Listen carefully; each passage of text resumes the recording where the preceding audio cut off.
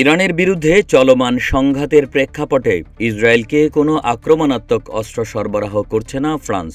সামাজিক যোগাযোগ মাধ্যমে এক পোস্টে এ তথ্য জানান ফ্রান্সের প্রতিরক্ষামন্ত্রী ক্যাথরিন বগট্রিন। তিনি বলেন, ফ্রান্স ইসরায়েলকে অস্ত্র দিচ্ছে না, তবে আকাশ প্রতিরক্ষা ব্যবস্থায় ব্যবহারের জন্য কিছু যন্ত্রাংশ বিক্রির অনুমোদন দেওয়া হয়েছে, যেমন আয়রন ডোমের উপাদান। এছাড়া কিছু সরঞ্জাম শুধুমাত্র পুনরপ্তানির জন্য অনুমোদিত, যার একটি অংশ আমাদের নিজস্ব সশস্ত্র বাহিনীর প্রয়োজনেও ব্যবহৃত হয়। এর আগে ফ্রান্সের প্রেসিডেন্ট ইমানুয়েল ম্যাক্রো ঘোষণা দেন, যুক্তরাষ্ট্র ও ইসরায়েলের পক্ষ নিয়ে ইরানের বিরুদ্ধে কোনো সামরিক আগ্রাসনে অংশ নেবে না ফ্রান্স। ম্যাক্রোর এই অবস্থানের প্রতিক্রিয়ায় ফ্রান্সে নিযুক্ত ইসরায়েলের রাষ্ট্রদূত ক্ষোভ প্রকাশ করে বলেন, ফ্রান্সকে আর ইসরায়েলের বন্ধু হিসেবে বিবেচনা করা যায় না। এদিকে ইরানের পররাষ্ট্রমন্ত্রী ম্যাক্রোর সমালোচনা করে অভিযোগ করেন, যুক্তরাষ্ট্র ইসরায়েলের কথিত আগ্রাসনের বিষয়ে তিনি নীরব অবস্থান নিয়েছেন।